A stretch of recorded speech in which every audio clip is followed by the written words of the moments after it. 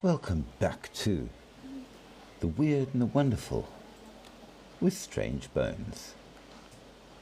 And as we get started, this is part 2 of our foray into the psychic.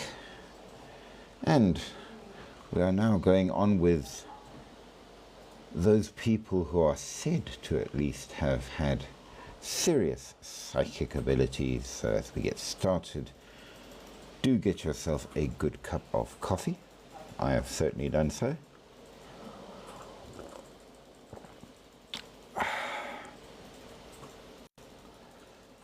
And remember that on our live we have just one rule, which is don't be rude. If you are rude, you will get the boot. But that said, we absolutely do approve of all kinds of comments. You can agree, you can disagree, as long as you're polite about it. We encourage as many comments as possible. And absolutely do like, share, subscribe, and do all of those good things that we need to keep the algorithm going and the channel going. So that said, we've been looking at the different things and trying to figure out what it is that the different psychic abilities are, and whether or not they are in fact real, perhaps. Hey, Bonita. And along with all of that, Katie, hi. We are also trying to see if there's been any evidence of actual people with any kind of ability. Josh, yo, how are you? Are you in fine and fabulous form? And Clayton, hello. Craig and Neil and all the rest joining in. That's fantastic. Good to see you guys. So we decided we would have a look at a couple of the famous so-called psychics to decide whether or not we think they may or may not have had some kind of special abilities, and whether or not anybody can get them, and what you might be able to learn from such things. So let's kick this off. And we are going to start, of course, by having a look at the really famous ones. And the first one on our list is Daniel Douglas Hume, who apparently comes from Curry in Scotland in the United Kingdom, known as a clairvoyant, a medium, and a psychic. And as we saw in the last episode, mediumship became a very big deal at this time due to the war, the World War, and a lot of interest sparked off around that time. But a number of these so-called psychics were famous even before then and influenced the later movement, if you will. And of course this influenced interest and a rejuvenation in a lot of things, including witchcraft and pagan religions and more. This particular fellow, born in 1851 and passed in 1885 at the age of 83. So he was a Scottish physical medium with the reported ability to levitate to a variety of heights, to speak to the dead, and to produce rapping and knocks in houses at will. He had his own biographer, which shows that he was famous enough, and his biographer had the opinion that he was one of the most famous men of his era. Harry Houdini described him as one of the most conspicuous and lauded of his type and generation, and the forerunner of the mediums whose forte is fleecing by presuming on the credulity of the public. Now, we need to make a brief foray into Harry Houdini at this point for all of the reasons. And the reasons is this: Harry Houdini was a stage magician who specialized in escapology. And what makes him ever so interesting is that he really, really did want to be able to contact the dead. He had his own personal reasons for it. But he wanted the real deal. Spooky, hey, how are you? Hi, good evening. I'm good. A few questions. Good. Always have questions, and I Yes. never write them down. Isn't that always the case? Go on. I've probably thought of like hundreds of questions since I started talking to you, communicating with you months ago. Then even during live streams, I've got questions, but I don't ask you. Well, Yeah, so I've probably had like hundreds of questions, and I don't write them down, then I can't remember them. well, you're going to have to start keeping a notepad. Yeah. So what's the topic? Because I don't want to ask questions which is not relevant. Well, it's the second half of the topic on psychics. And we are briefly mentioning Harry Houdini and the reason why he is important, because he was not a psychic, which is very significant. Now, what makes him ever so interesting, you may have heard of Harry Houdini, have you?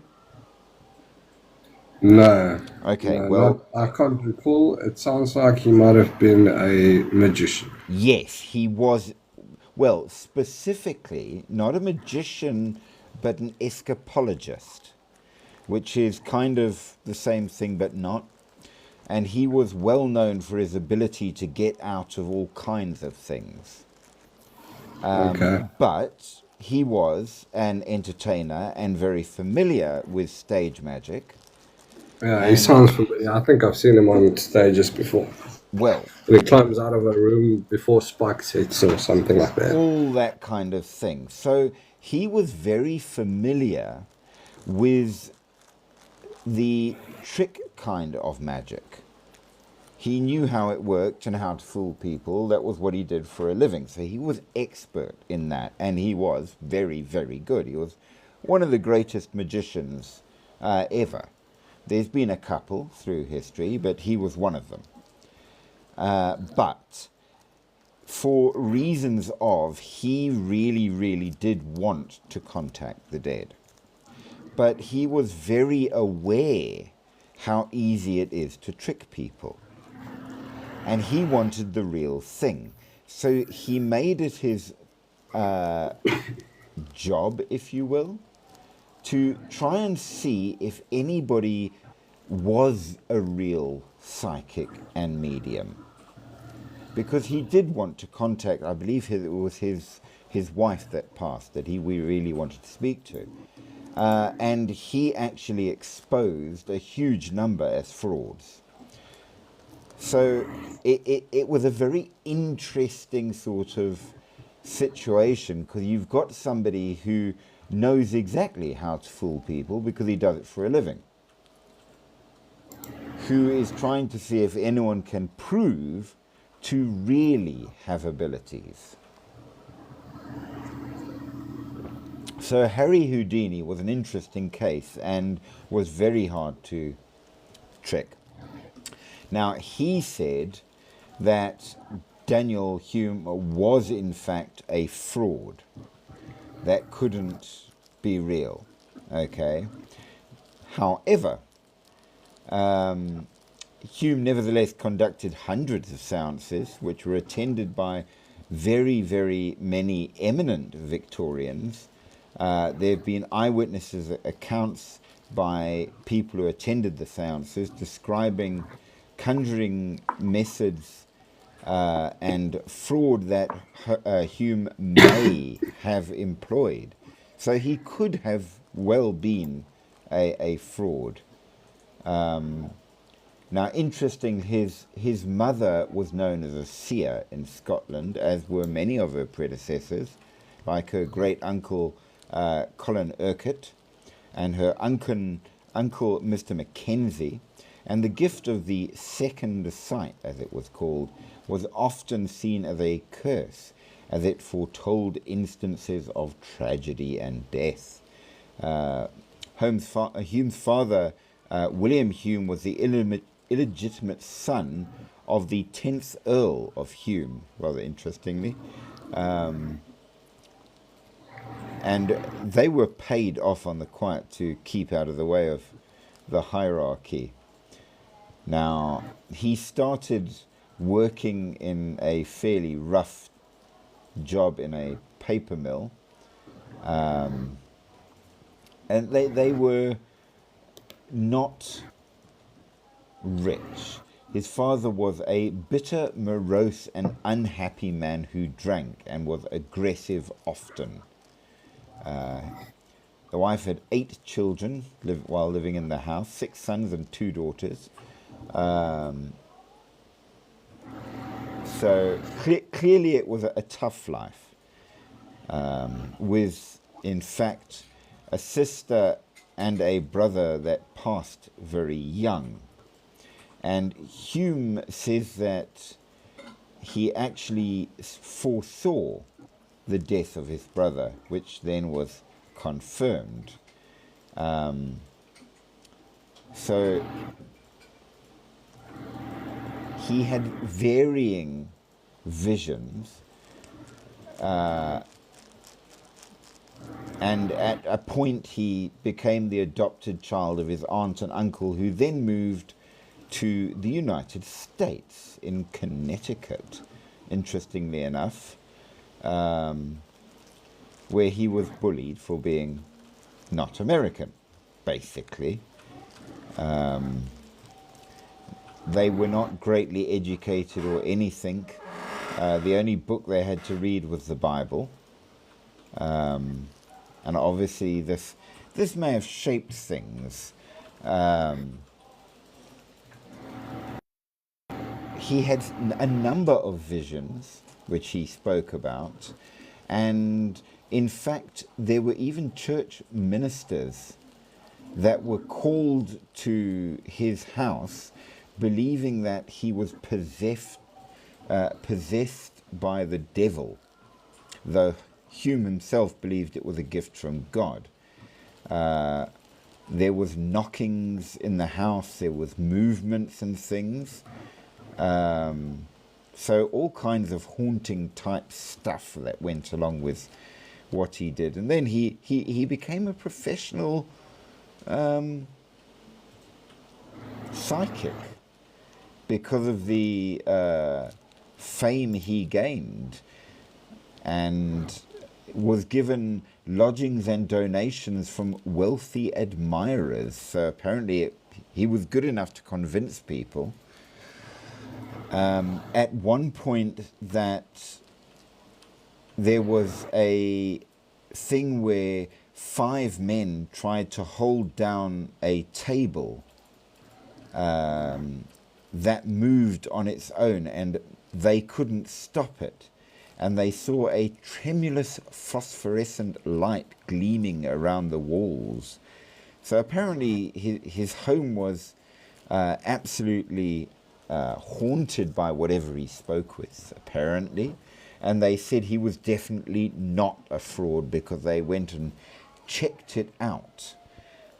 He was reportedly seen to levitate twice, with loud rappings and knockings around, and aggressive table movements and the sounds of a ship at sea in storm.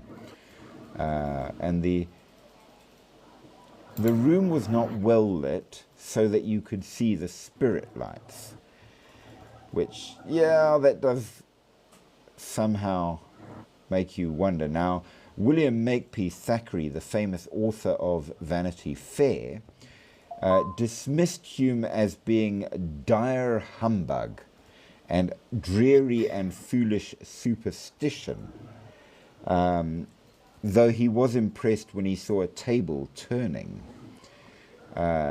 Hume thought that Thackeray was the most sceptical inquirer he had ever met, and there was a lot of scrutiny on Hume because of Thackeray, who was famous for his writing, of course. So apparently a lot of people argued over whether or not he really did have abilities, but what's interesting is the number of quite famous people that attended his seances and thereafter commented on them, many of whom said absolutely were truly real, apparently, though it seems Thackeray at least was not so keen. Now, I'm not going to give the names of all the people that said he was important, because I think in this day and age none of them are known or that important.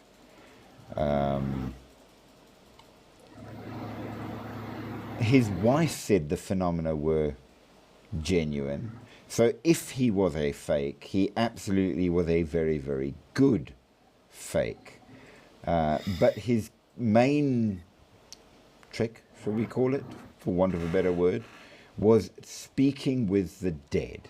And of course, that is the big thing. Now, one person that you might know the name of all the famous people, was none other than Sir Arthur Conan Doyle. And he was himself a supporter of spiritualism and mediumship. And he stated that he had 4 different types of mediumship. So he could let spirits directly speak. He could speak through when he was in like a trance. He was clairvoyant, able to see things that were not in physical view, and he could physically do things, moving objects at a distance and levitation and such, and that he was the best that Arthur Conan Doyle had ever seen, which is pretty impressive. The fact that he could actually do levitation was probably one of his best tricks, rising as high as the ceiling from the ground, which I think would be a hard one to achieve in a small room with a number of people present. So there's a report there that an incident took place at 5 Buckingham Gate in Kensington, at Ashley Palace in Westminster, and at a Victoria Street residence in Westminster, where there was a ledge of 4 inches before the windows, a ledge 1.5 inches wide, and no foothold at all, but the balconies 7 feet apart. The windows were 85 feet from the street in the one case, 80 in another, and there was bright moonlight to see, and Hume was asleep in the one room and witnesses went into the next, but Hume managed to move without passing between in the normal fashion from the one room to the other.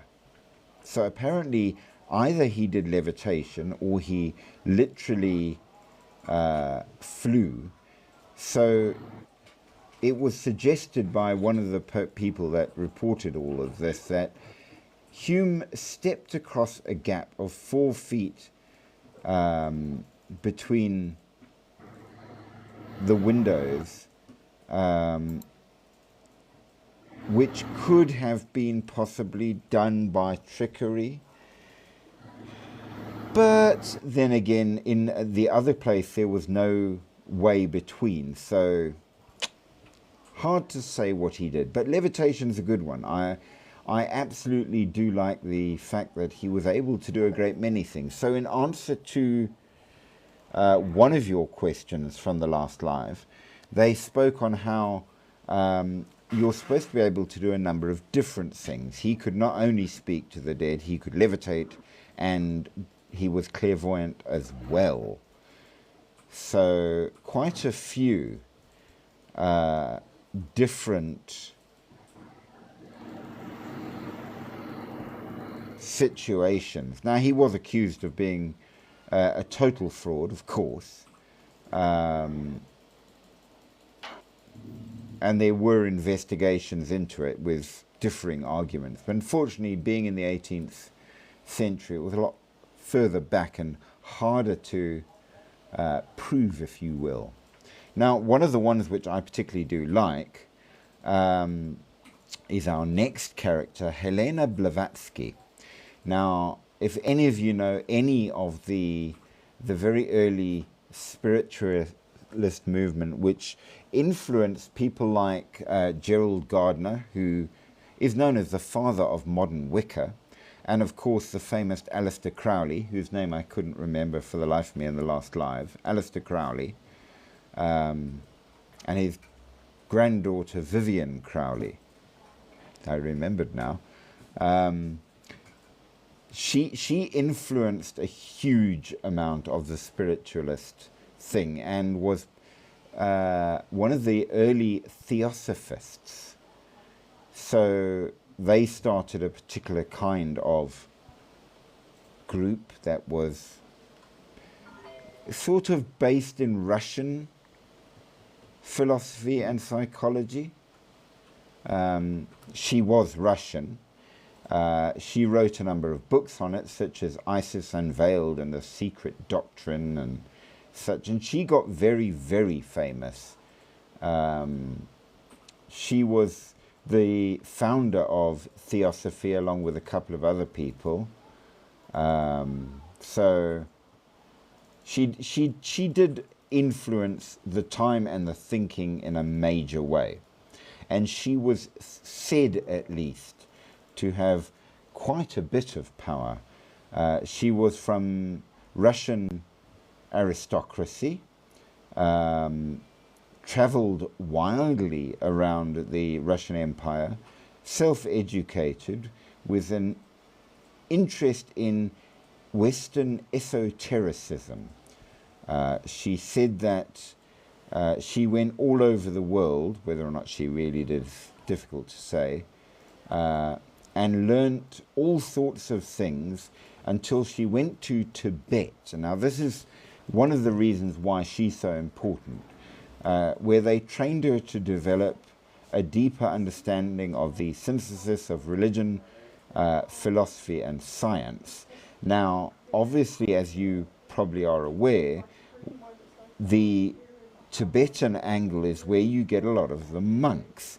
Now, apparently, if you want to be better at being psychic, you would absolutely need to learn to meditate. Okay, so the ability to focus your mind is one of the key things. Now, interesting fact.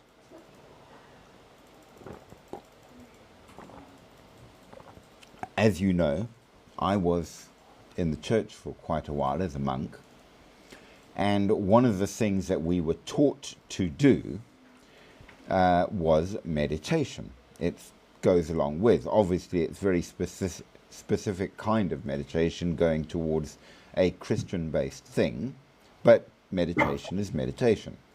And for 9 years, we did prayer and meditation every single day, 4 times a day. So I put a fair bit of effort into. So one would assume, at least, that would at least give me the basis, the ability to focus, which should then permit me to learn some of these things, which I think maybe I should give it a bash. What do you think, Spooky? Should I try to learn to levitate? Have you seen any of the monk friends being able to meditate? Not personally, but then They've never gave it a go. no, but then the while we were definitely learning the focus and mental clarity side of things, there was obviously the aim was on reflection on matters Christian, and so it never went in the direction of actually having any kind of specialist abilities. But at least I've done the groundwork, if you will, on learning to focus. Hey, Okay. Oreo. So one would Also, assume. about being a monk, the monks believe in the end of time, like Armageddon. Okay, not quite sure what you're asking right there. Ask that again. Are we living Uh, in the time of Armageddon? no, the monks believe that there will be an end. Something's going to come and wipe out the people. Monks. Interesting point. While that is technically part of the faith, we were never, ever, ever encouraged to think on that or worry about that. It is part of Christianity, absolutely, that there will be an end. But that was never, ever a focus in my experience, ever.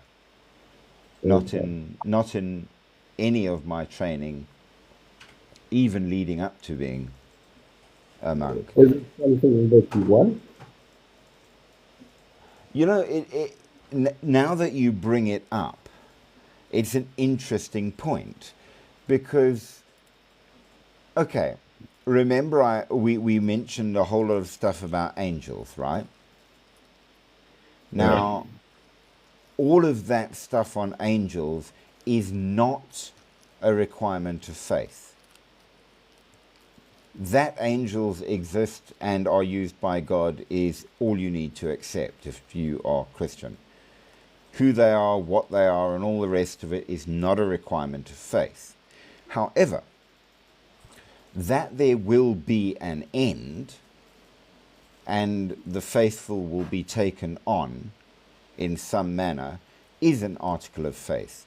Not the rapture, the way a lot of Christian churches do say necessarily, at least not in Catholicism, but that there will be an Armageddon and an end. Okay, that is an article of faith. Yet, it was sort of one of those things that was stated as it's going to happen at some stage, we don't know when, and left at that. It was never studied up on, it was never spoken about. The focus was never on that ever in all of the studying I ever did. And I wonder why, given that it is actually a requirement of faith. Yeah. I mean, you'd think if it's a requirement, it would be important, wouldn't it? Mm. So, do you want it to happen? Do I want to have psychic skill? Well, No. Armageddon. You want Armageddon to happen. well, I left the church, which means I left behind all of the beliefs as well to a large degree. As you know, my view on things is that none of it matters until it does, and that you should focus on being human. And I that, asked similar questions today, okay, but in a clever way. I first asked her, does she support genocide? And she was okay, wondering what genocide is. And I told her, like, the genocide of people destroying mankind. And then she said, no, of course not. But then she started started talking about a Armageddon, apocalypse. But isn't That that erupted. genocide? Yes, it is a genocide. But Well, then she agreed with it. I can give you a couple of answers to that. Um, and I'm not saying I necessarily would accept any of them as being satisfactory, but first of all, one assumes that time exists for us but not for God, if God is all that they say God is. So ultimately, God can wait until every last human being has passed on naturally, no matter how long it takes, because time doesn't apply to him. So Armageddon will happen after the last human being, which from the point of view of God is all at once anyway. When, if he's omnipotent, he can make it whenever he feels like. So on that side, one could argue that it's not really an Armageddon, it's just the end bit when everything's done and he cleans up what. So there's that side.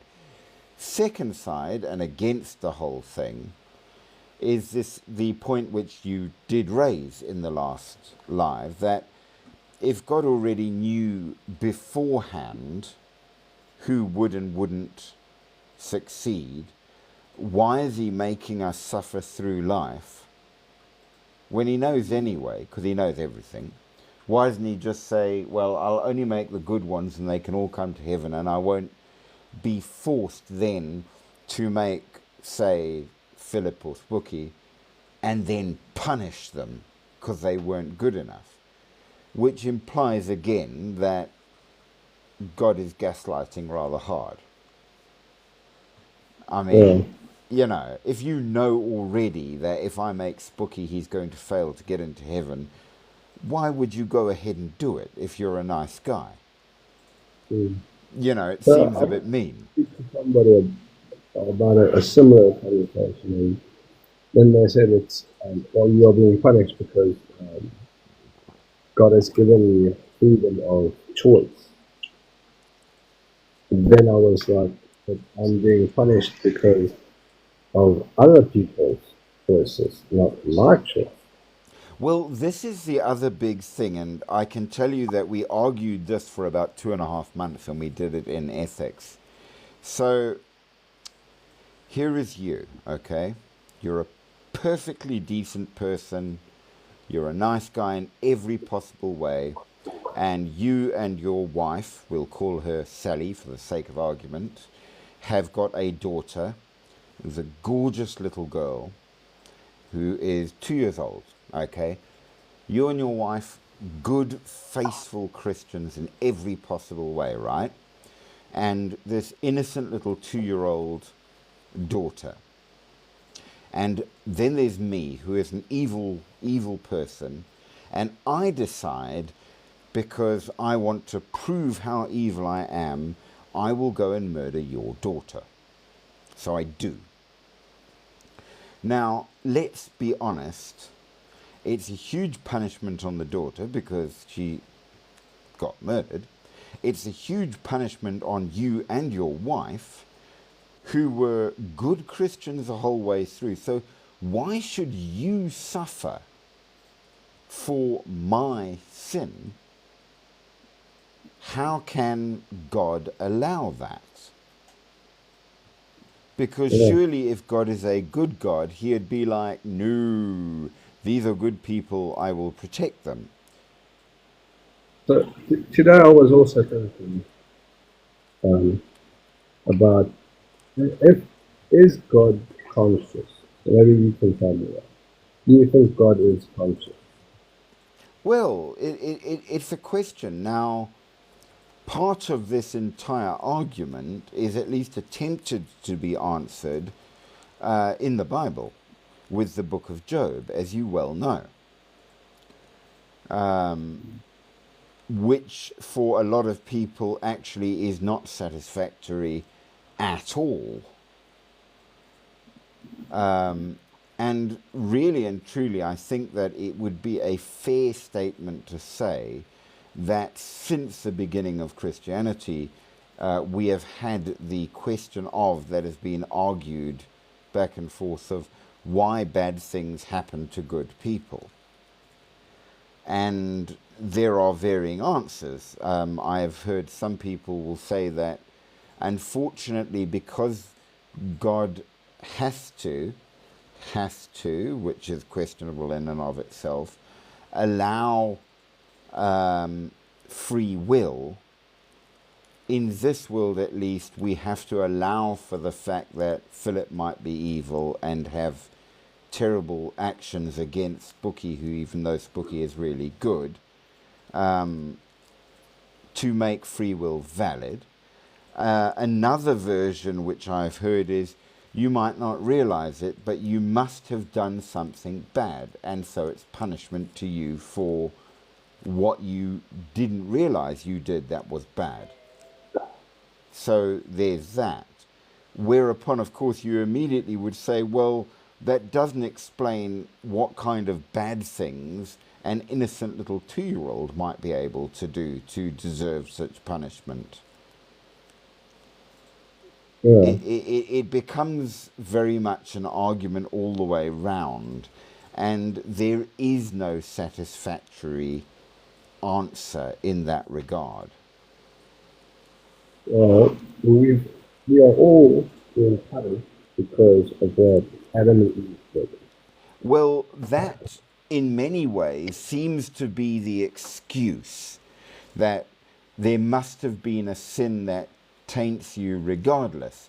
But then I point out that in almost all versions of Christianity, when you are baptized, you are cleansed of that sin. So why are you still being punished? Yeah. So yet again, no real good answer in terms of, which makes it difficult. Now, I can take that along with a further thought for you, seeing as we are talking about psychics and psychic ability. On the one hand, a lot of people would say to you, trying to learn any such things is clearly devil worship and evil, right? And therefore you should avoid it in any and all ways. However, I bring to you a parable as told by Jesus himself in the Bible, which is the parable of the talents. You have been given and yet done nothing with it, which is as bad as wasting the talent. You should have put in stick and put in effort. And if you assume that psychic abilities and things come from your own self, they are talents that you potentially could have, and not trying to develop them, therefore, is a waste of your talents and is in fact bad according to the Bible. Therefore, if you feel that you do have talents in a particular way, you should absolutely develop them, if that makes sense. So immediately you run into all kinds of problems. And as I say, I mean, when I studied under some of the best theologians in the world. I was very, very lucky. I had a number of not only really good ones where I studied, but a number of them came because religious tend to sort of work together with each other. So ones that were like really brilliant lecturers in other countries came and did like a week's presentation and stuff in varying topics. So I really got some good ones, and we asked them the hard questions while we could. And I cannot say I ever got good definitive answers. And in many cases, what it boiled down to was you need to have faith in God and allow God because he knows better. Which, of course, as you know, me being me, just didn't work. You know, I'm not a blind faith kind of person. I will ask 10,000 questions. So, yeah, Well, that's what I can hear you, because you ask questions. There's so many people that do not want to ask questions. Yeah, if I ask questions, they'll turn around and ask me, why do you hate God? It's like, I never but said I that's hate the God. thing. And I will go as far as to say that one or two of the lecturers actually really didn't like me because I would keep asking. And I wanted to know. Don't tell me that you can teach either philosophy or theology and not have an answer to something as fundamental as that. Yeah. And I literally turned round the one day to one of them and I said, but is God a bastard? Because it looks like he's setting us up to fail. Well, And, he should be a boss, but Jaffa doesn't have a mother, so, or a father. So, well, there's that as well. But as you can imagine, that went down beautifully. Because I wanted yeah. answers, you know. These are the hard questions. Well, today I was sitting and wondering if God is conscious, and how would his consciousness actually work? I mean, does he think? And how does it think? How does he process something if he doesn't live within time? As he already have all the thoughts? Well, that as well, it makes things difficult. And even if he does think and has consciousness as we understand it, then we would have to answer, does he care? Because there's a lot of things that happen in the world that are not good. Now, funnily enough, I find many of the pagan views on these things answer it better, where they literally do say that the gods do not control everything deliberately. They want you to forge ahead and live with both good and bad, and your choices must have consequence, and not just on you.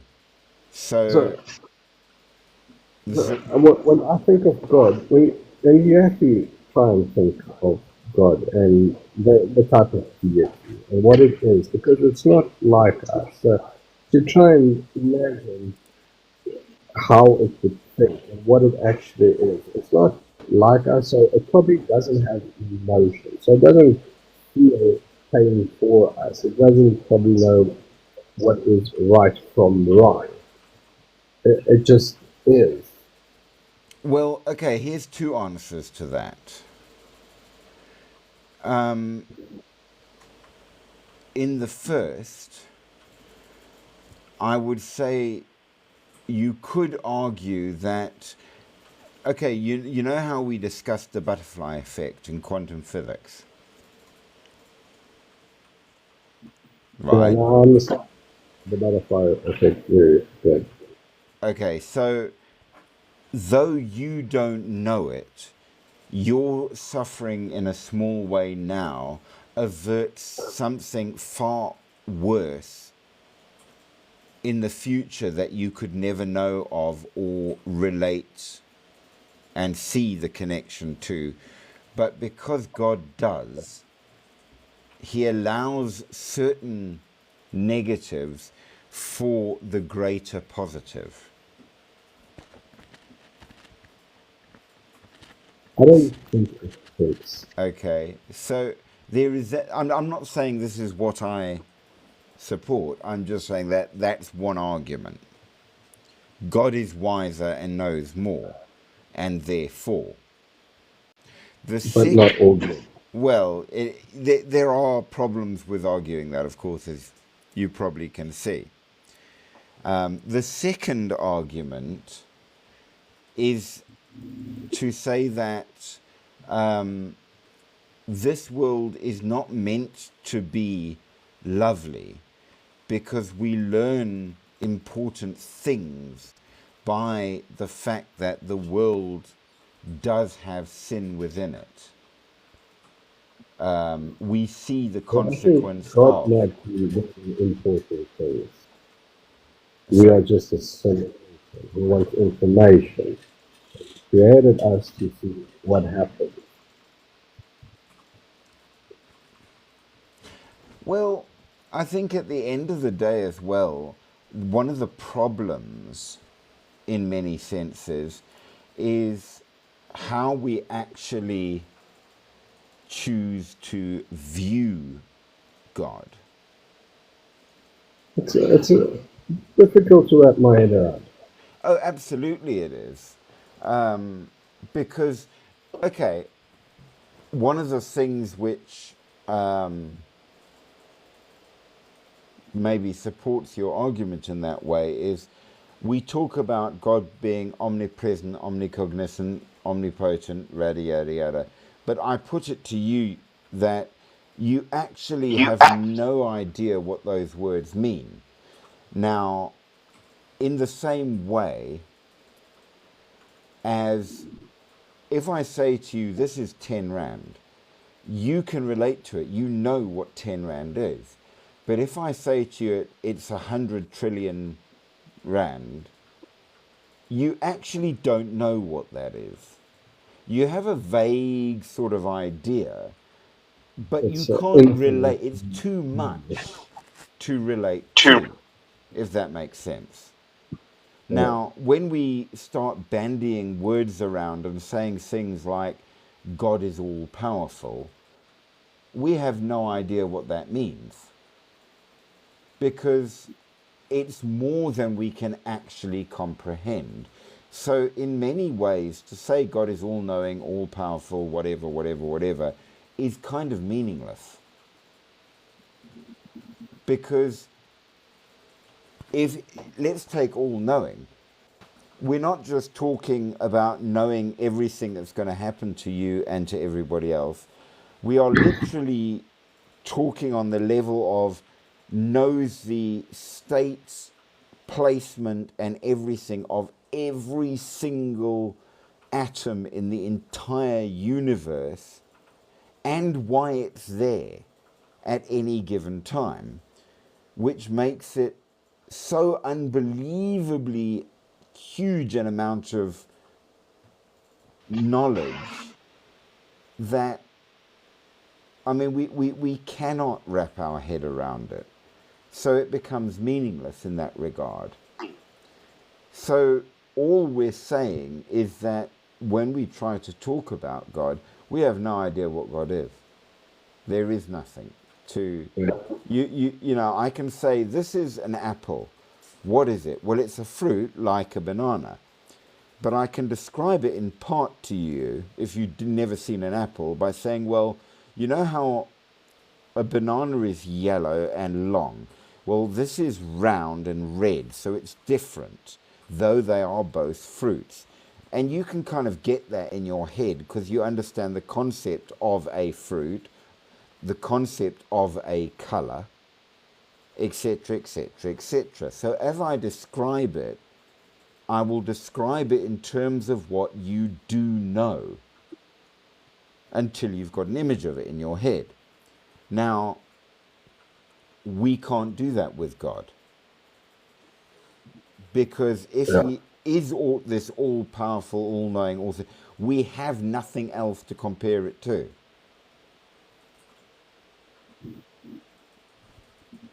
Yeah. No, I'm also just today So, was yeah, you yeah, almost... a concept of its consciousness, because it probably won't be anything like ours. I Well, know no, lots it of can't people be. say human-like. God is very human-like in a sense. He's got emotions. Well, if you are Christian, you do have to believe that. Yeah. You think because he's got? in the New Testament, Jesus tells you that God is like that.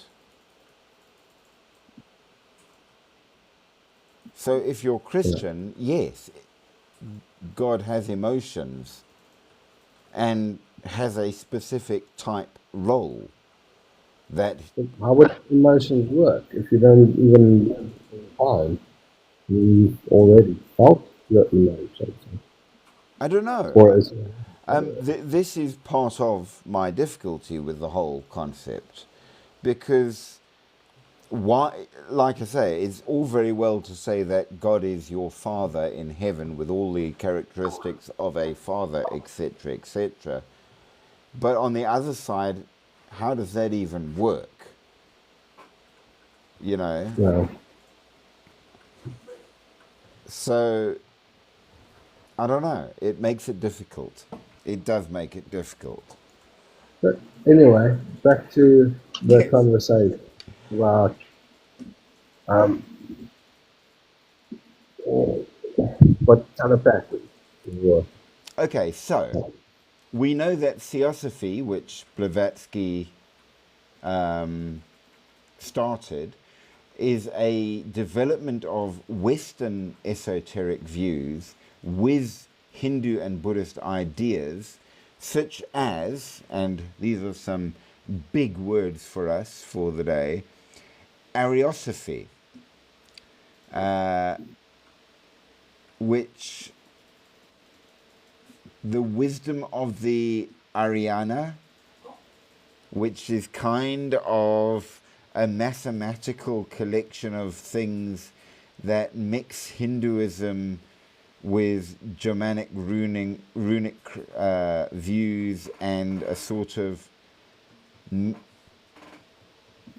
template of time, space, and relations and what have you. It's very weird.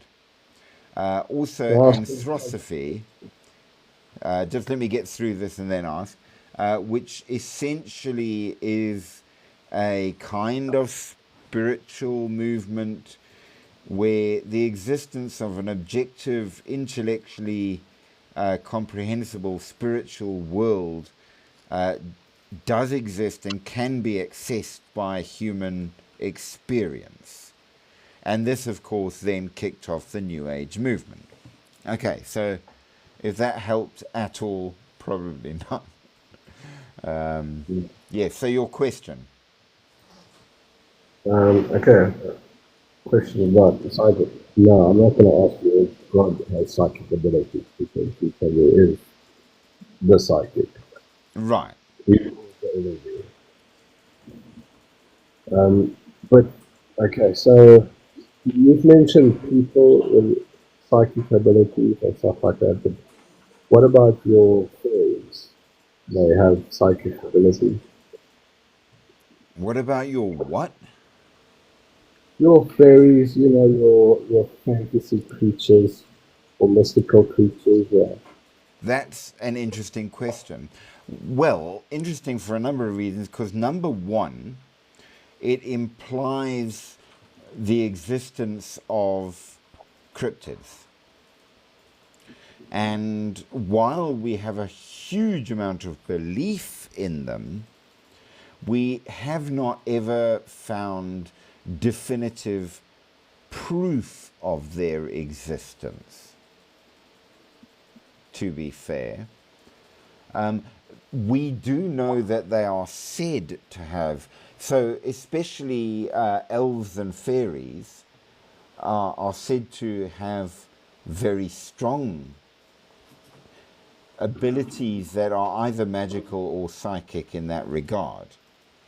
So absolutely, they do seem, we know that. Do you think advanced aliens would have very good psychic abilities? They would be Well, capable. that would be the next step in this, that magic and cryptids don't exist, but they are a primitive way of explaining the appearance of aliens who do have psychic abilities, and therefore that's how that all came about. Yeah.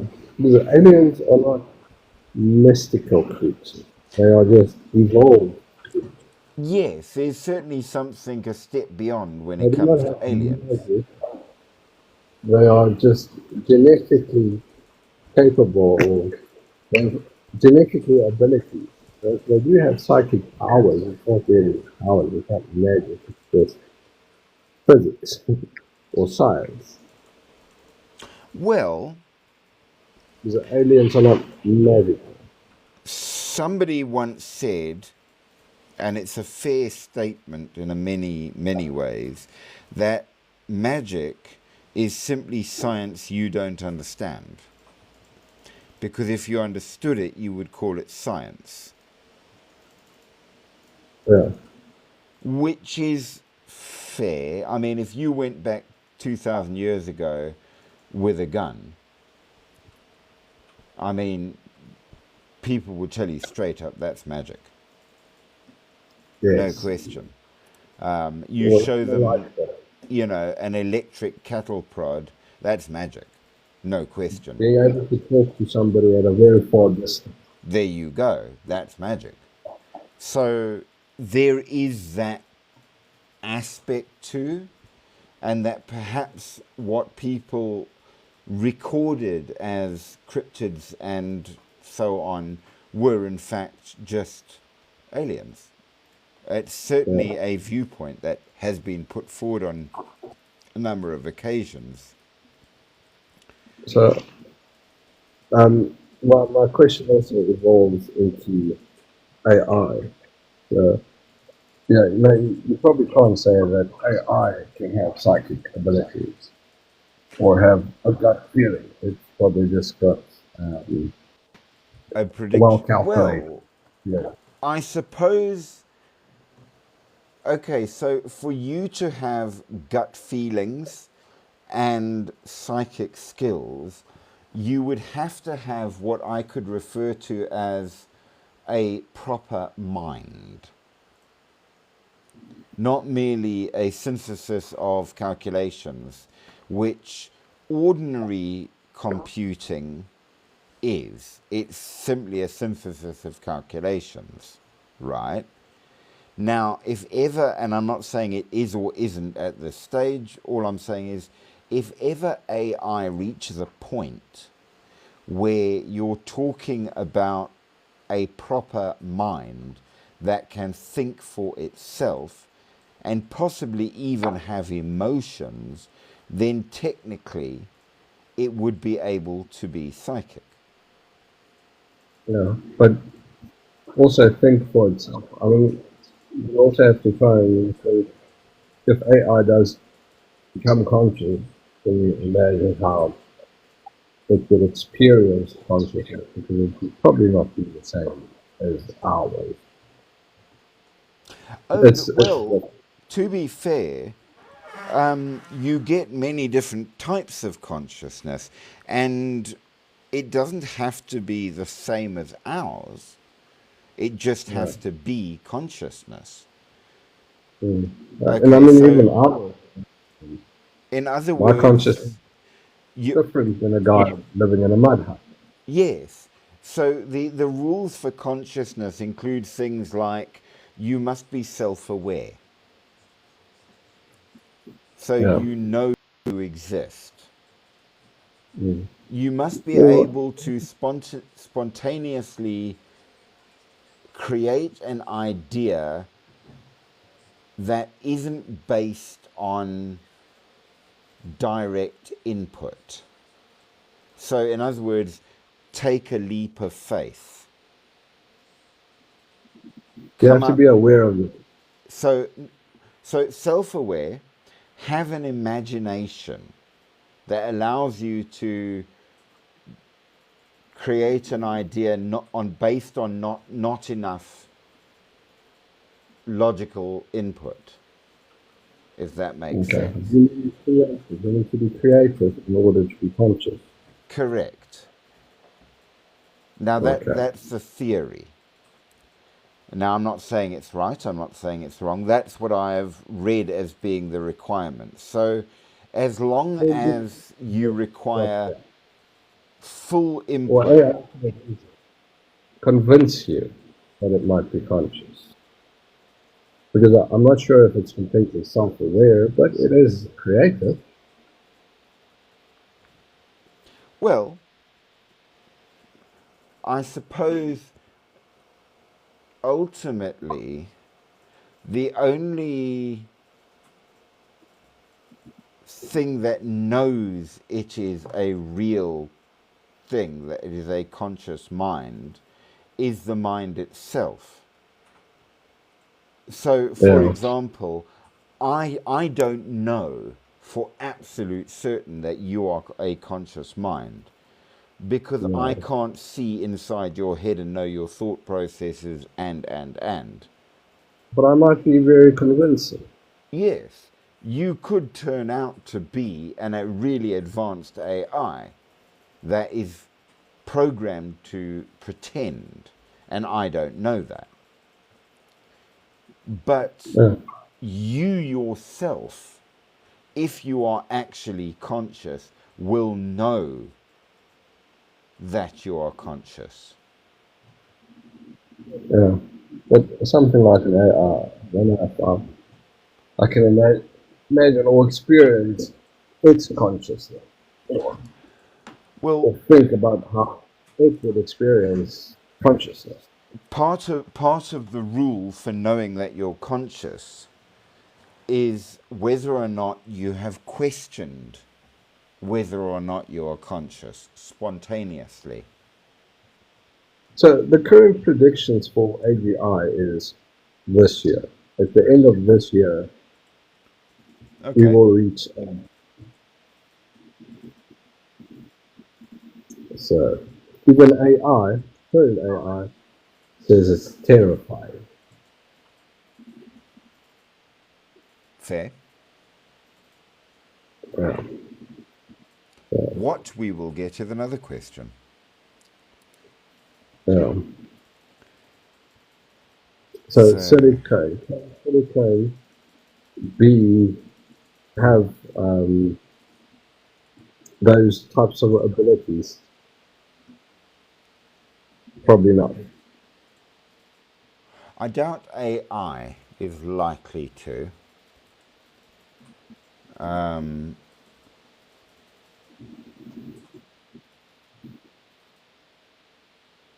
No, it because it's all seems, basically calculations. yeah.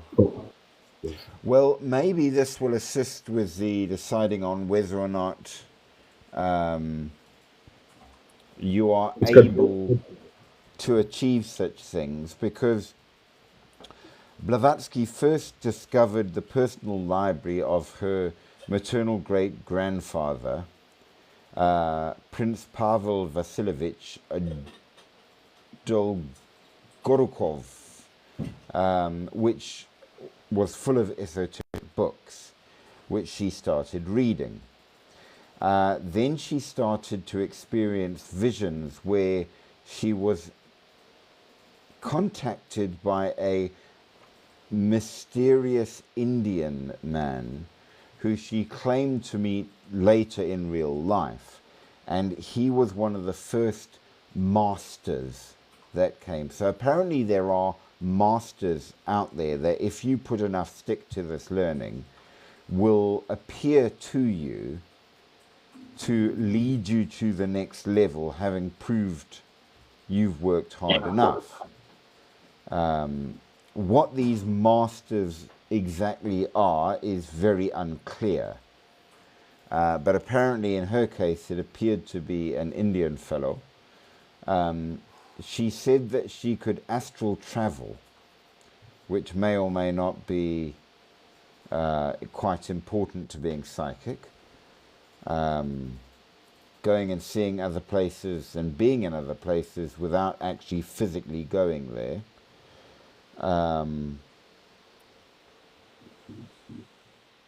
We know that she did travel the world physically as well, as in by normal means, as it were.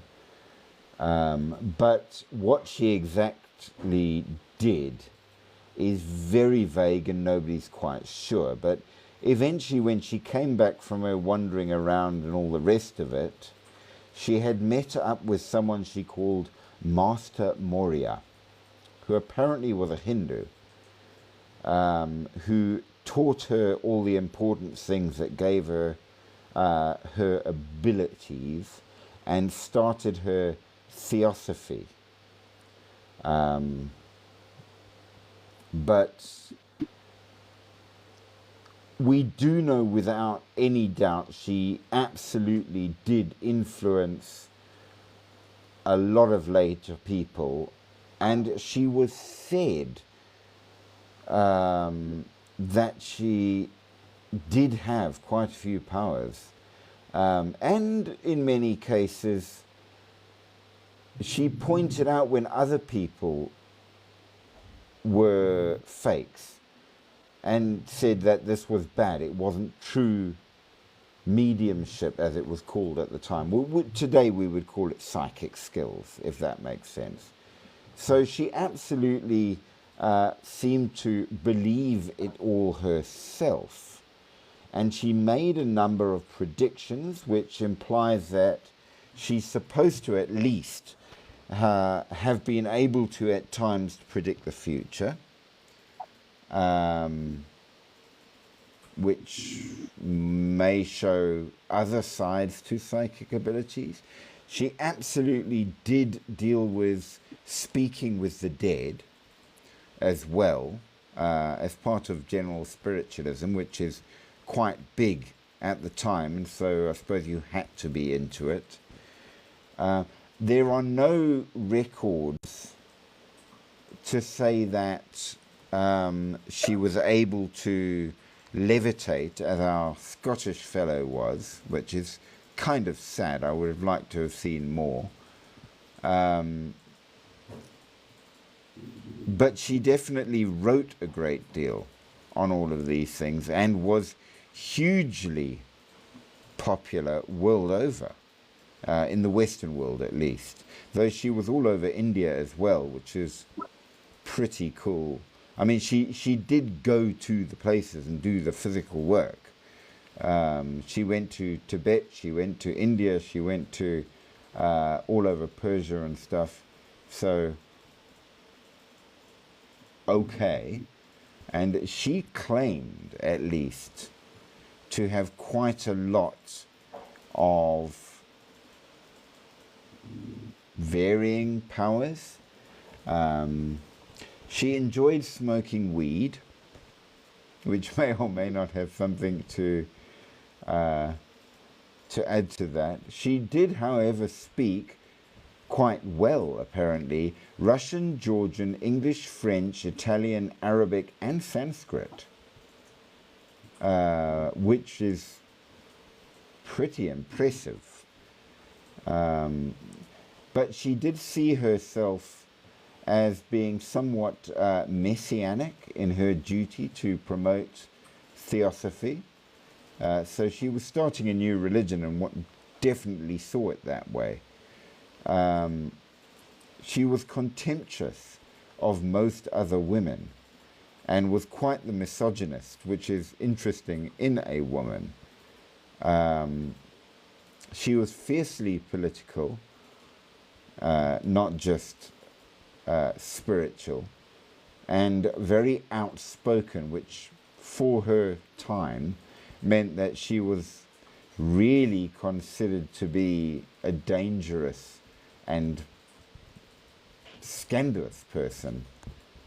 She did say that all of her ideas were not her own invention, but that she had received the teachings from the masters.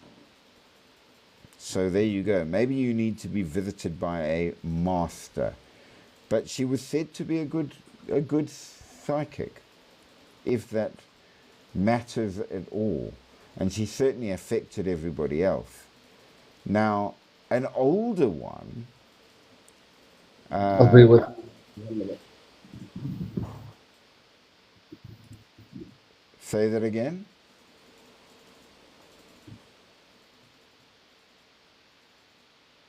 Oh, he's gone. That's what he said. So, a much older one, which also comes from Bulgaria, so the Russian supercontinent, was Baba Vanga. And she's another one that predicted the future specifically, not speak to the dead. And she was a mystic and a healer. And she said she foresaw the future. She was blind most of her life. And during the Cold War, she was well known for her clairvoyance and precognition. And she was considered to be the genuine article. So,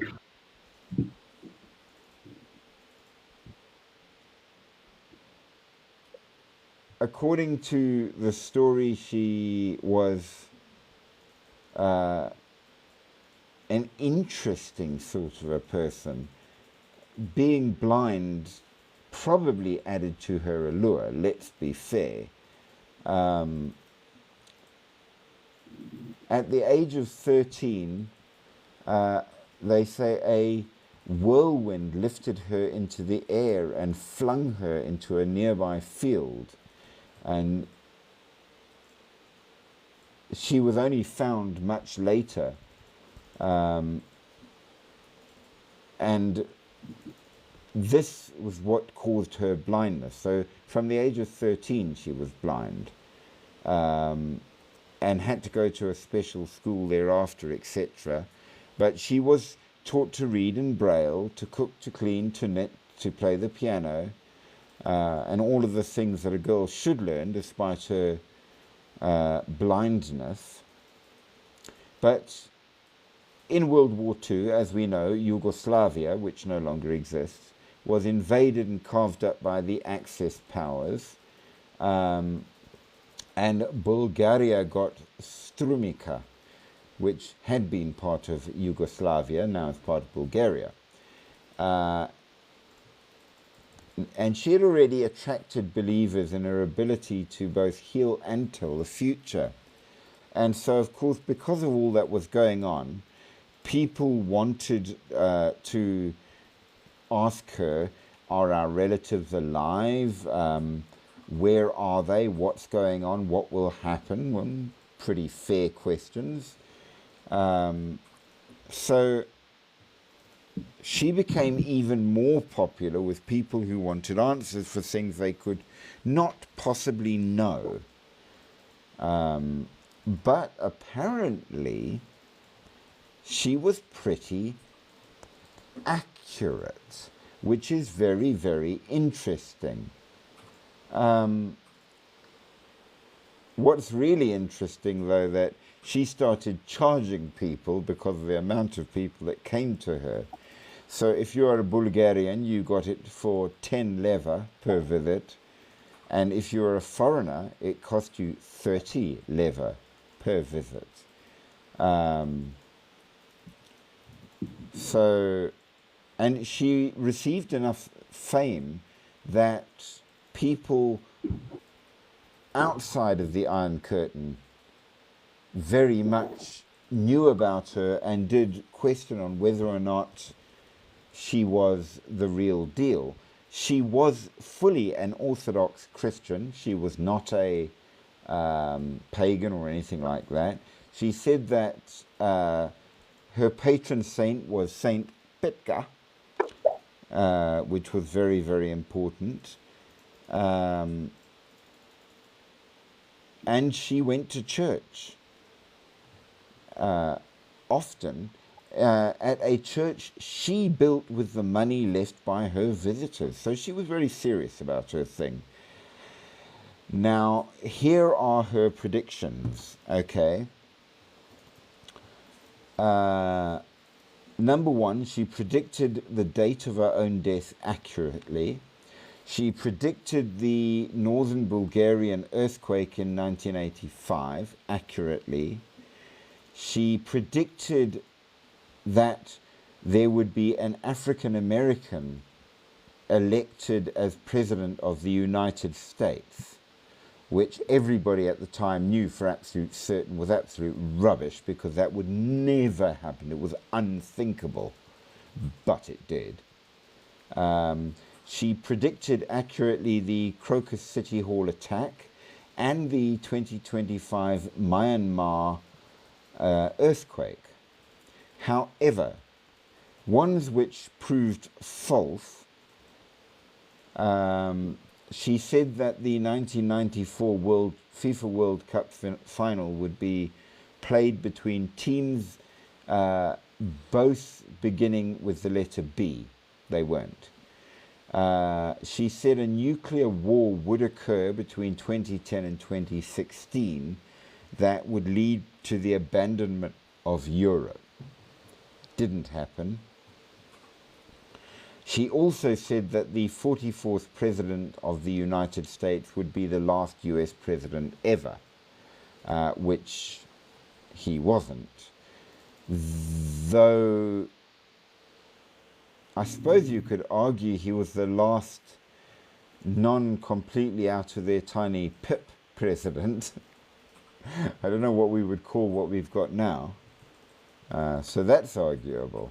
So a number of her predictions absolutely have come true, and a number of them did not.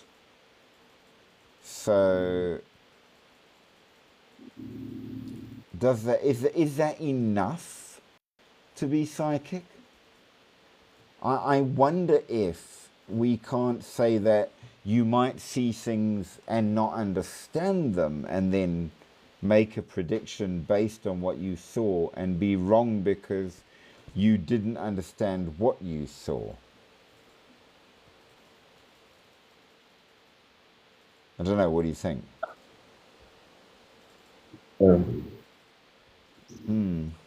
I mean, not every race that you run as a runner do you win. No. So, in all fairness. Now, the next in line is more modern, and he's interesting because he was supposed to be able to diagnose what was wrong with you purely by dreaming about it. And that's Edgar Cayce. And he was absolutely able to say a lot. He was a clairvoyant. He predicted a number of things which are quite interesting. All things that he found in dreams. So he's known as a sleeping prophet.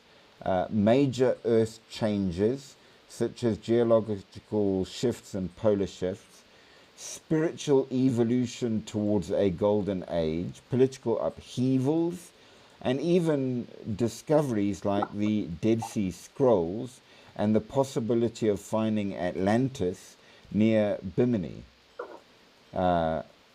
He also spoke of reincarnation, holistic health, unified global consciousness for the 21st century, influencing New Age beliefs and spiritual movements. So his specific prophecies are still very much debated.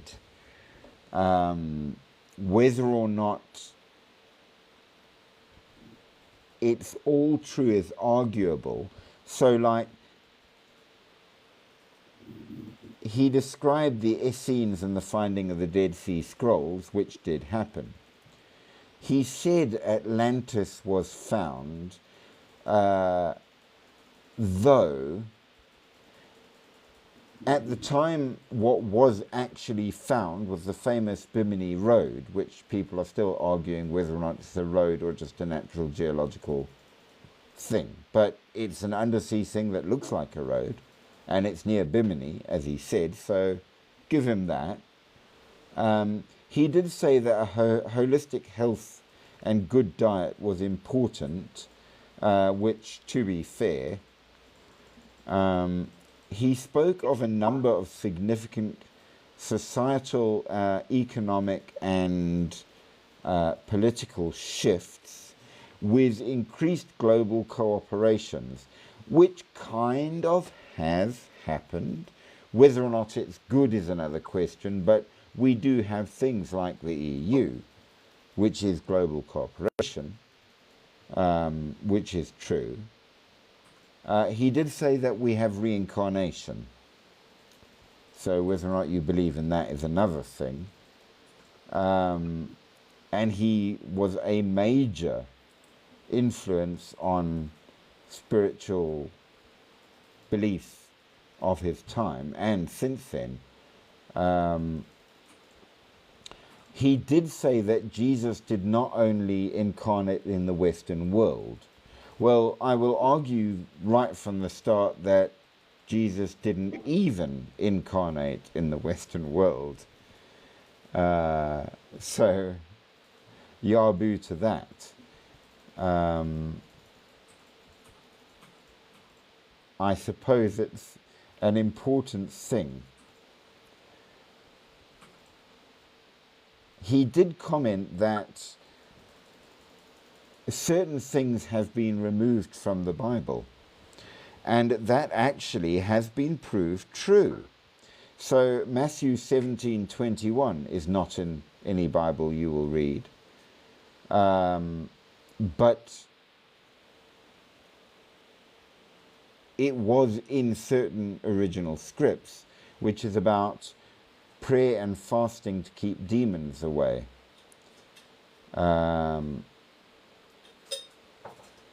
Is it true? Well, it is left out. So, Edgar Casey had a lot of weird ideas and a lot of things that he said he could do, and again, his believers believed in him, and those that said he was crap said he was crap. I don't know how further to... There was a hit or miss in whether or not he succeeded, which I'm wondering how important it is. Now, one of the things that is important is how he said you should start learning. So, that's step one. So take notes, Spooky. You have to learn to meditate or pray in some form, because this permits you to focus your mind and harmonize your body. Understand that it's not... Jesus wasn't purely talking Christianity, but enlightened spirituality. And so he did in fact manifest in a number of cultures around the world, and the religion alone is not important. It's your spiritual development that is important. Okay, so there's that going. The second thing that you must do is learn to harmonize your body with your mind, so that your body becomes as enlightened as your mind.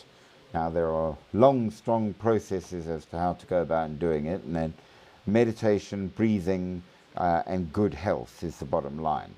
So you have to make sure that you don't do funny things. He was a person interested in health and healing, so maybe that was the influence from there.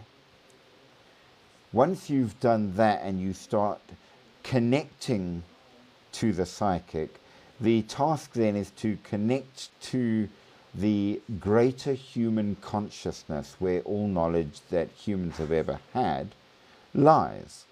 And that will mean that you will know everything that all humans have ever known, and possibly more, in all topics and subjects. And so you will become an enlightened master in some regard. So yeah, you then have to practice your ability. So you were talking about gut feelings. You would have to learn to use them properly and on command. Okay, so you would have to get to a point where your accuracy becomes reliable.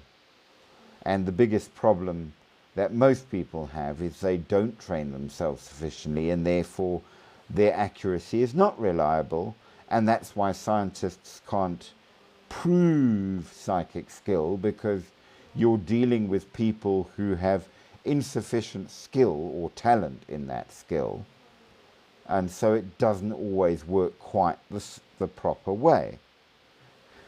So that's why it's not always accurate. I suppose that's arguable. It's a fair point, isn't it? I don't know.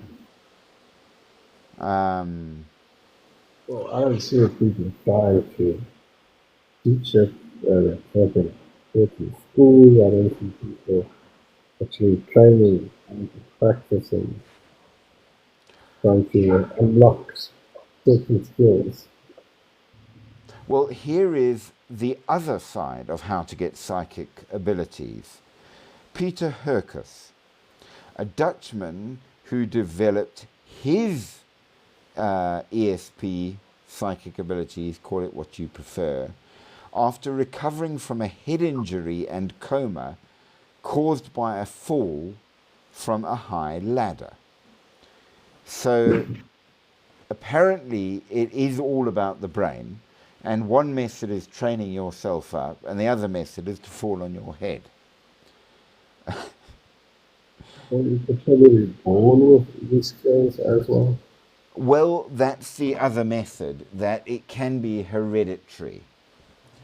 And we saw Blavatsky came from a long line. Well, for what little it's worth, I come from a long line of very much spiritually connected people, including an Anglican saint and 2 witches. So apparently I'm a good candidate there too, which is making me feel pretty keen on this. Now, he was involved in psychic experiments in the United States, and was in fact one of the professional psychics who sought clues in the Manson family murders and the Boston Strangler case. Okay, so there you go. He also later became a popular entertainer. Now, the Boston Strangler case and the Manson family murders were a huge deal. So the Manson family was led by Charles Manson in California in the 1960s and 70s, and it rose to up to 100 followers, using psychoactive drugs and more, and murder, basically. So it was a commune, a gang, and a cult criminal group. So Charles Manson, as you can imagine, was a dodgy bugger. And this Peter van der Herk was one of the ones that was involved in the case, helping the police. The Boston Strangler is a murder of 13 women in the greater Boston area in the early 1960s. The crimes were attributed to Albert DeSalvo, based on his confession and details revealed in court, and DNA that linked him to the final victim. But apparently Peter also helped on that, and we are going to get into this a bit more because he was tested, okay, and he lectured at Massachusetts Institute of Technology, for example, and participated in scientific experiments. But later on, he sort of pulled back and only allowed one session. So author and stage magician James Randi said that actually the man had no powers at all. He was a fake. Is it true? Well, let's see what he said.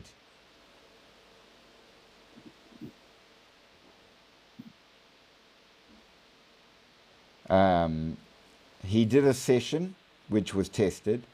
I I see an operation. Subject, no response. Herkos, a long time ago. Subject, no, we've been lucky. Herkos, think, when you were a little girl, I see worried parents and a doctor scurrying about. Subject, no response. Herkos, a long time ago. Subject, I can't remember for certain. Maybe it's true. I don't know.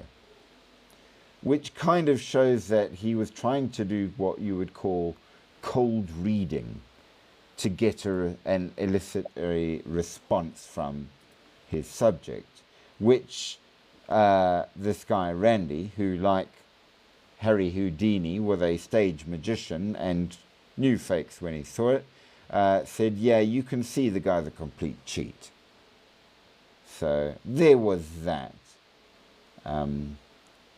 He did say that he could do a number of things, which then Randy, the stage magician, the fake one, that did it for entertainment, then said he could copy all of those tricks, and did. So, yeah, but Attorney General Edward Brooks of the Massachusetts said that Herkos came uncannily close describing the person suspected in the Boston Strangler case.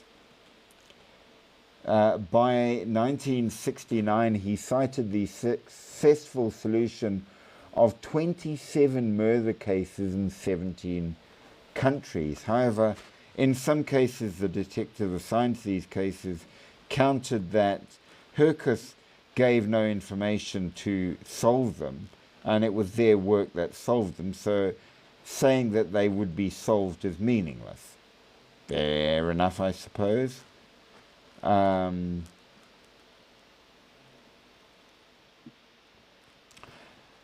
There was a thing that he assisted in the location of the stolen Stoner Scone, which was stolen at one point, and the Home Secretary Tutor Eid declared the gentleman in question, whose activities have been published, though not by the police, was among a number of persons authorized to come to Westminster Abbey to examine the scene of the crime.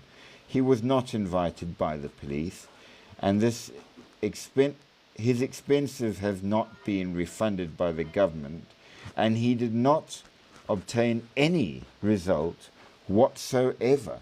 So Herkos definitely claimed a lot more that ever happened. But interestingly, he did say that Adolf Hitler survived and is living in Argentina.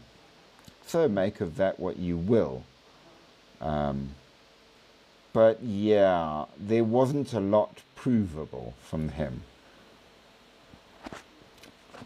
Now, as we move along, the one who I'm most interested in is Sylvia Browne. She was a medium and a psychic, frequently on radio and television. And what makes her really, really interesting is she worked on a number of real cases that apparently she assisted with. An American, obvious. She was on Larry King Live. She actually passed very recently in 2013. She started as a career psychic in 1973. And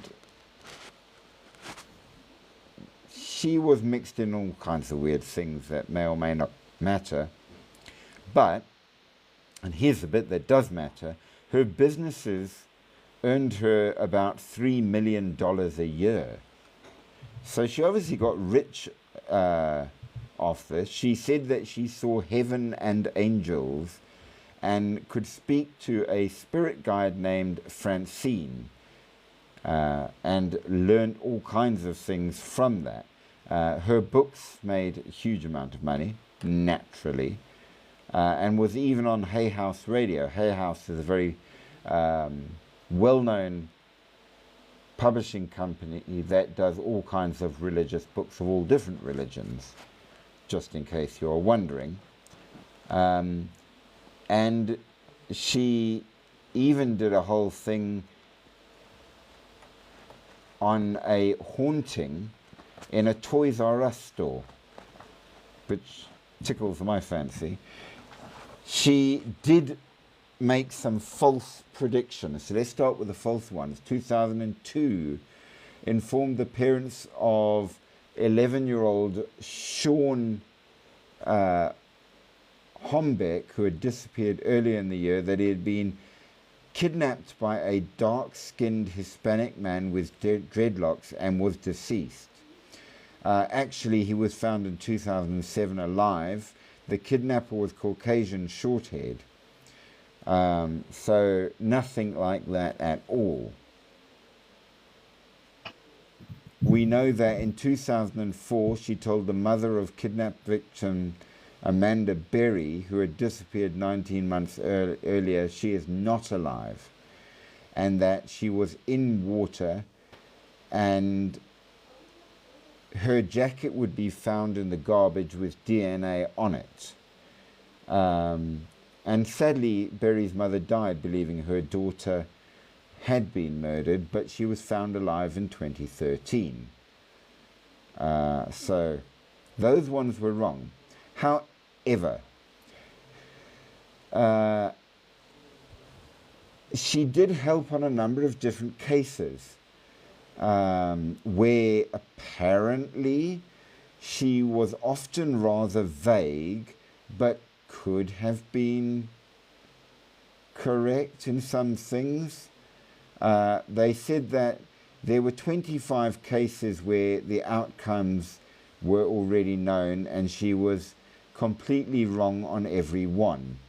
In the rest, the outcomes are not known and so they can't be substantiated. Study concluded then that she had no visible proof of being able to do anything. She said that in 1999, a young girl that was kidnapped was forced into slavery in Japan, but it turned out actually she had died within hours of her abduction, and it was a local man that had done it. 2002, Holly Crewson disappeared in 1995, was working as an exotic dancer in Hollywood, but dental records showed that she had died in San Diego. In 2002, Linda McClelland, who disappeared in 2000, was taken by a man with the initials MJ and was alive, but actually she had been murdered and her remains were found. So that was wrong. So ultimately, she was hugely popular, very charismatic, and all over TV, and was utterly shit. So, not a good set of people in that regard. However, one of the more famous ones was Uri Geller. Before you carry on with that famous one, I just want to ask you to maybe talk about somebody else. Yeah. Okay. Instead of telling me about all these people that are so famous and there's stories of them, they've written books and all sorts of things, why don't you tell me about the monk that lives high up in the mountains, but nobody knows that he's got very good abilities. He just wants to be left alone. This is one of the things that is coming out, and where we do have issues with famous psychics. Okay, so number one. There might be people that's got great abilities, but nobody knows about. But they are not there using them to make money and impressing people. And that's Yeah. the difference. So, for example, a gentleman who has, in fact, I believe, even been sainted, he is one of the more modern saints, was Padre Pio, as he is known. And he was known to bilocate, he was known to heal. He was at one stage said at least to have been seen to have produced a number of what, well, because he was a priest, were considered miracles. And he spent all of his time avoiding people knowing what he was doing. And it all only came out after his death, because he really didn't want anybody bothering him. And he only did things when he could for either the good of others or where it helped faith, because he was a Catholic priest. So, in contrast to all of the famous ones who are generally being proved fake, the ones that do seem to have actual ability very much shut up about it and don't talk about it. Now, Yes, like a monk in the middle of nowhere, doesn't want to be bothered by anyone, doesn't want to profit off of it. He just wants to sit and practice his skill and get better and better, not for anybody else, just himself. I will tell you, I did know a guy who was in fact a private detective, and he was a very good one. And he admitted to me once that actually he got feelings about things that often proved accurate. But he never told anybody about it. He was a buddy of mine, which is why I admitted it once. But so he used his ability all the time, but never ever admitted it or claimed to have it. He just said, no, he was good at what he did. That was it. So there's one example. Here's another thought. If you're the sort of person who spent your time foreseeing awful events, I would imagine you would do your best to not have the ability, because who wants to keep seeing visions of horrible things, right? I mean, it doesn't sound like a lot of fun. Now, Well, yeah. I did encounter one person who said to me that, yes, they have learned a few things, I didn't witness them, but none of them were worth doing. They didn't improve her life in any manner or form, so she ignored them and focused on her personal spiritual development, which is another side of it. I suppose you might say that many of these talents would not be good, and you might want to avoid having them, especially if you couldn't fully control them. I mean, if you spontaneously started fires every time you got cross, that could be a serious problem, right?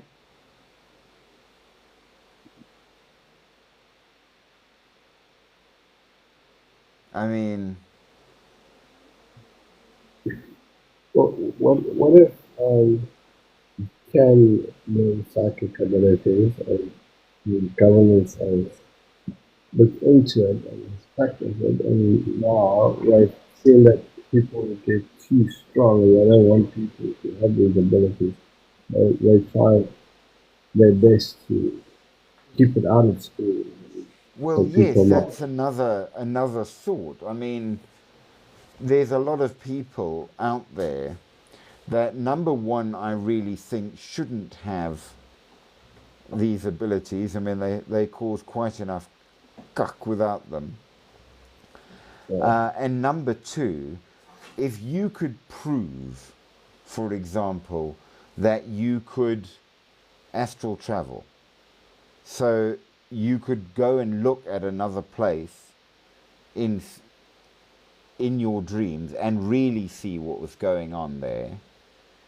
I mean, the government would have you in a laboratory in like 3 seconds flat so that you could spy on the country's enemies.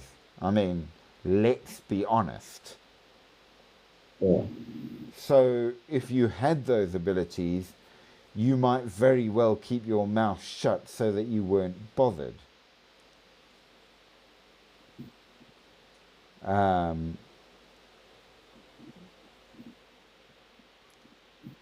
So, you know, maybe you wouldn't want people to know.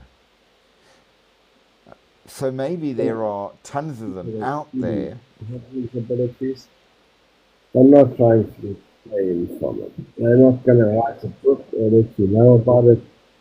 They probably just sit and practice the skill all day long for themselves and not for anything else. Well, there's a thing. If you spend 30 years meditating so that you can learn to levitate 2 feet off the ground, now what? What will that actually do for you? You know? Yeah. At least if you worked with, I have a gut feel about things and worked on that, it might be useful. Yeah. So there is that side. Or entertaining other people.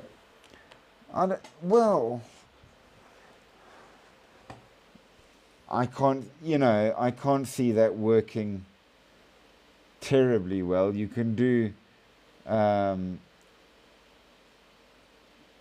great deal more and more exciting just with trickery and not 30 years of meditation. Well, if you can learn how to fly, then that's good. So to fly over the object that's in your way. And then it might be useful. But just levitating, yeah.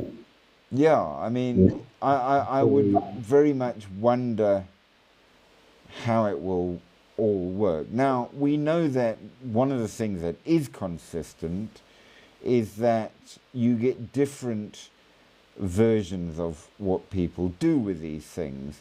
Some speak to the dead. Others are counselors that will give life guidance or something like that. Some are spiritual mentors for people, and some are absolutely paranormal investigators. Like I said to you the other day, I can see ghosts. I suppose that would be useful if I wanted to be a ghost hunter. But beyond that, what good is it? You know, as a talent, it does me no particular use, does it? To communicate with them might be useful in some way. If you can get information from them, useful information from them. Possibly. I'm not sure what information. Well, that would be the other question. So, I mean, in my experience, there are far less ghosts wandering around than people think. So you can't come to me and say, well, I want to talk to my dead mother. And well, if she's not there, she's not there. Mm. They have to have remained behind for me to see them. If they've moved on, they're gone. But I'm sure there are probably people making a living out of it, like coming to talk to your mother and then realize propaganda over up their eyes and then they tell her like that, Well, kill your mom. bear in mind, there's a difference between seeing ghosts and contacting spirits to talk to them. I'll only see a ghost if there's one there. Yeah. Whereas a medium apparently reaches across the divide between life and death and can dial into anyone.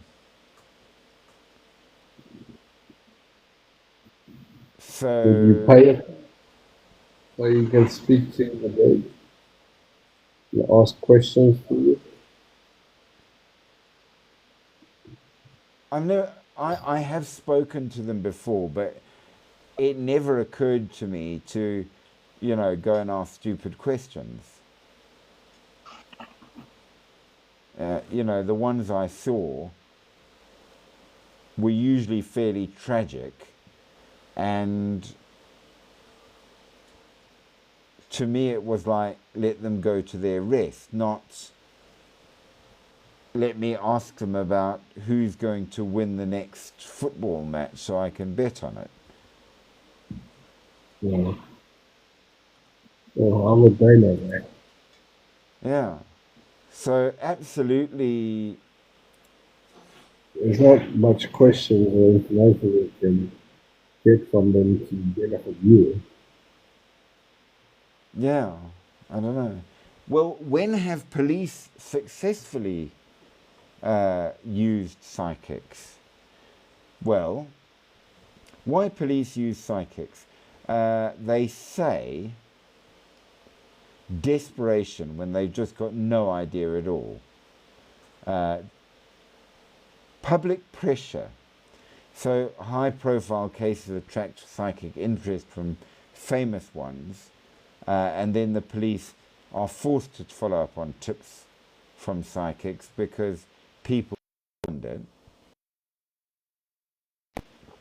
In some cases, because the psychic's so-called vision might confirm what they already think, or what hunch they have, and it gives them legitimacy. Well, we're back to the hunch being the really important kind of psychic skill, that gut feeling. The official stance is that it's very low success rate, and you should be very skeptical about it and do your job properly. So, to be fair, there is that.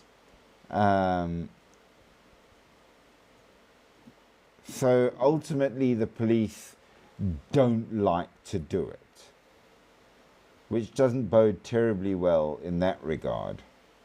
Are there any really famous ones in South Africa? Apparently, Cindy Kruger, featured on 94.7 and such like, has a degree in parapsychology. I didn't know you could get that. And is very, very well known as a medium. So we've got that going. Gerald Berger, Taz Singh, Tebogo Mfete. I've heard of none of these, so they can't be that famous. Especially given that I worked in media 20 years. Apparently Tebogo is on Kaya FM. Gerald Berger is a psychic on social media. And Taz Singh, one of the top psychic mediums ever, works on YouTube. I'm not blown away by the options. Ultimately, it seems that we must conclude that any famous psychic is probably not a psychic. simply because it seems that any of the genuine ones, at the very least, never gained any benefit from it during their life, for the most part. So,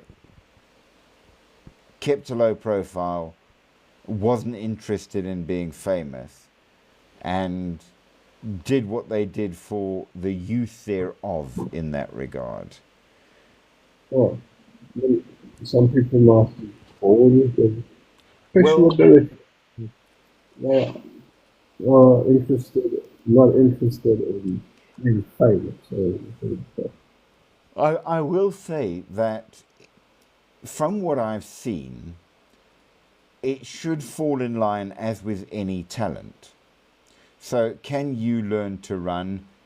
Yes, unless you actually have a physical disability that stops you from doing so. Are Yeah. you ever going to be a good runner? Well, some people are particularly talented in that regard and easily become good runners. Some become great runners.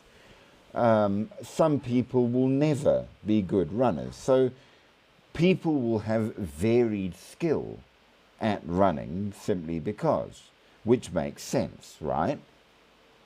And in the same way, I would assume you could say just as much about psychic skills. Some people naturally have an ability for it, and if you work at it, you will become very good. And some don't, but you could at least learn the basics. By and large, are they worth learning? Excuse me. Oh, I'm yawning away. Are they worth learning? It seems in some things, yes, but in a number of things, not as much as you might think. Yeah.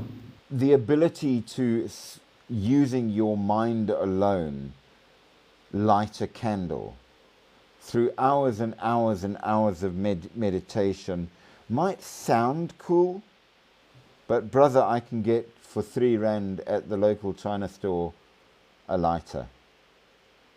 And that takes Yeah. me no effort at all. So, you know, would it be cool to do telepathy? Yes, I think that might be a pretty good one. I certainly would enjoy astral travel.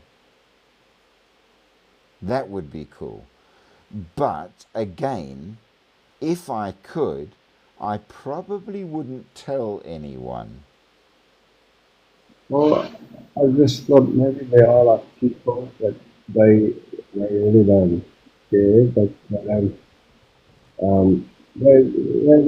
don't get famous. Anyway. So maybe they go to a party and they show people, hey, look at my tricks. I can got some skills. And everybody's like, wow. And they maybe also kind of feel, hey, now let this guy interview this and that. But nobody really writes an article of them Yeah. or famous. They don't go and talk about the radio. This guy did a trick, yeah, this guy's party, and yeah, There, it might be for people for a few days, and then everyone forgets about it.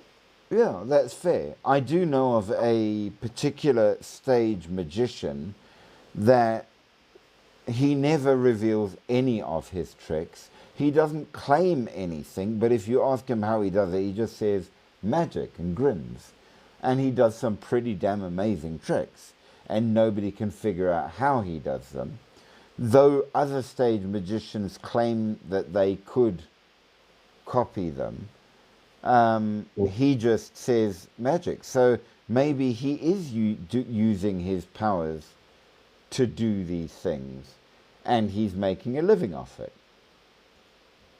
And I'm Yeah. not saying it couldn't also be done by skill, but he is uncannily good at not being caught out in how he's doing it, in all fairness. So maybe there are people out there, and we do know about them, and it's just that we are skeptics and don't believe when you see the real thing. Possible? I Well, think you were right. Many of the talents I wouldn't tell anyone if I had them. But yeah, go on. yeah, some magicians are really good. There is a saying like, a good man can never really trick. Yeah, There's only musicians that do not reveal tricks. It's only the bad ones that actually have bad tricks, not crazy. But like I've seen right. this, the guy there's this like a plank. You can see it's a plank. He's hinting stuff with it, and suddenly he turns the whole thing into sand. Yes. Like, then where did the plank go? The, the plank was clearly there.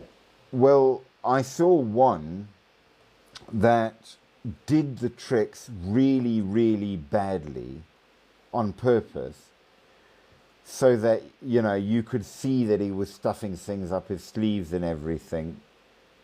And Yeah. then just when you were like, okay, he's a comedian more than anything, he then did things that were absolutely, there was no way he could have done. And yet he did. Thus proving that he was more than just a bad magician kind of thing, which was very, very funny. But it left you really wondering how the hell he achieved it. Yeah.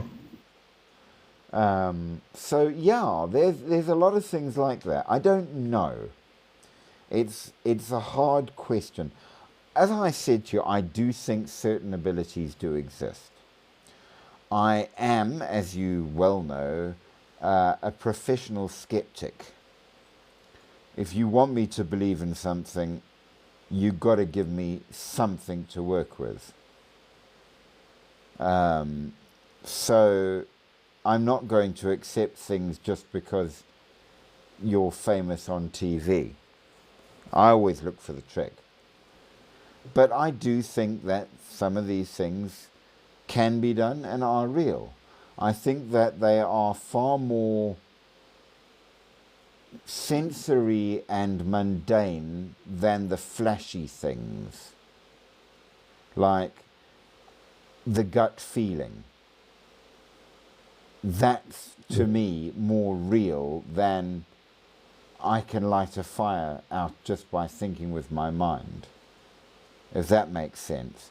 We are designed as people to be sensitive to energies and things, and I think that what we call ESP, we can do by heightening our sensitivity to the various energies that flow through the world.